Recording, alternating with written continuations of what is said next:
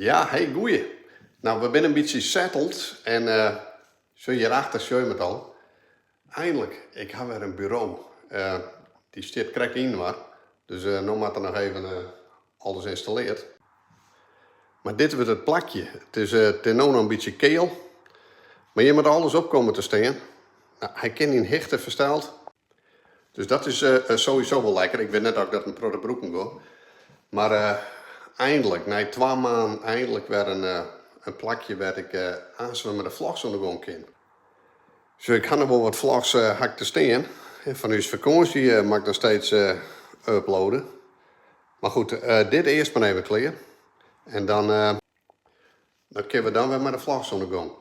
Voordat de computer al weer geïnstalleerd is en alles weer op plak zit. Nou, we wel weer even verder, hè.